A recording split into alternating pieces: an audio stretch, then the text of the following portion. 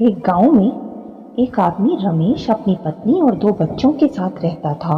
रमेश एक साधारण सा मजदूर था जो रोज सुबह से शाम तक मेहनत करता था ताकि वह अपने परिवार का पेट पाल सके।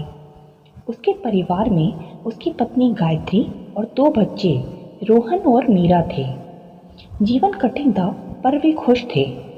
रमेश को कभी कभी यह ख्याल आता था कि अगर उसके पास अधिक पैसा होता तो वह अपने बच्चों को अच्छे स्कूल में पढ़ा सकता और एक आरामदायक जीवन दे सकता था।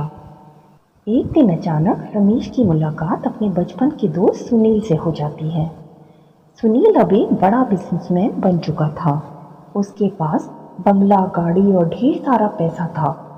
सुनील ने रमेश को अपने शानदार जीवन के बारे में बताया और कहा, तू भी कुछ बड़ा कर सकता है, बस मेहनत और थोड़ा जोखिम उठाने की ज़रूरत है। सुनील की बातें रमेश के दिल में गहराई तक उतर गईं। अब वह सोचने लगा कि उसे भी अपनी किस्मत बदलनी चाहिए। उसने गायत्री से कहा कि मैं शहर जाकर काम करना चाहता हूँ। वहाँ जाकर पैसा मिलेगा तो हमारे बच्चों का भविष्य अच्छा हो जाएगा। गायत्री ने रमेश को बहुत समझाया कि हमारे पास जो है हम उसमें खुश हैं। बच्चों को और मुझे तुम्हारी ज़रूरत है। पैसे से ज़्यादा ज़रूरी है कि तुम उनके साथ रहो। लेकिन रमेश के मन में अब बड़ा आदमी बनने का सपना था और वह अपनी पत्नी की बात को नज़रअंदाज करके शहर जाने का फैसला कर चुका था। शहर जाकर रमेश ने एक बिजनेस शुरू किया।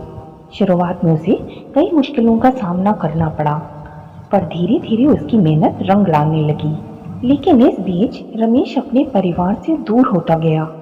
महीने दर महीने, साल दर साल बीतते गए और रमेश ने अपने काम में खुद को इतना व्यस्त कर लिया कि वह अपनी पत्नी और बच्चों से मिलने तक नहीं जा पाता। घर पर गायत्री ने बच्चों को पालने की पूरी जिम्मेदारी अपने कंधों पर ले ली। वह दोनों बच्चों को बड़े ही प्यार और संस्कार के साथ पाल रही थी, लेकिन बच्चों को अपने पिता की कमी हमेशा महसूस होती। रमेश उन्हें हमेशा पैसा तो भेजता था, पर वह प्यार और देखभाल नहीं दे पाता था, जिसके बच्चों को हमेशा कमी महसूस होती। धीरे धीरे वक्त बीतता गया और इसी तरह कई साल गुजर गए। कई सालों के बाद रमेश ने सोचा कि अब वक्त आ गया है कि वह अपने परिवार से मिले और उन्हें अपने साथ शहर ले आए। वह गांव लौटा तो घर की हालत देखकर चौंक गया। घर में सन्नाटा पसरा हुआ था। गायत्री बहुत कमज़ोर हो चुकी थी और बच्चे अब बड़े हो गए थे।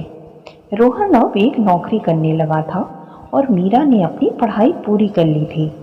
रमेश ने गायत्री से कहा, मैं अब तुम्हें और बच्चों को अपने साथ शहर ले जाना चाहता हूँ।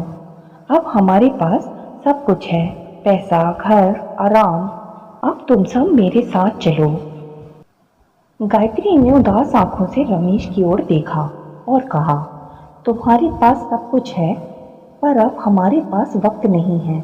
जो वक्त तुम्हें बच्चों के साथ बिताना था वह बीत गया। तुम्हारे पैसों ने उनकी जिंदगी में तुम्हारी जगह नहीं भरी। तब जाकर रमेश को अपनी गलती का एहसास हुआ। उसने दौलत तो कमा ली थी, लेकिन वह अपने बच्चों का बचपन और पत्नी का साथ खो चुका था। अब जो वक्त बीत गया था वह कभी वापस नहीं आ सकता था और अब वह अच्छे से समझ चुका था कि असली खुशी और सुकून पैसे में नहीं, बल्कि अपनों के साथ समय बिताने में है। तो इस कहानी से क्या सीख मिलती है कि ज़िंदगी में पैसा ज़रूरी है, लेकिन उससे भी ज़्यादा ज़रूरी है वक्त और रिश्ते। सफलता और दौलत के पीछे भागते भागते हम अक्सर अपने सबसे कीमती समय और संबंधों को खो देते हैं।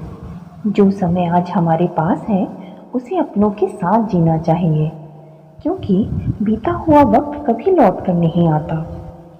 इसी तरह की और भी अच्छी अच्छी कहानियाँ देखने के लिए फटाफट से वीडियो को लाइक और चैनल को सब्सक्राइब कर लीजिए।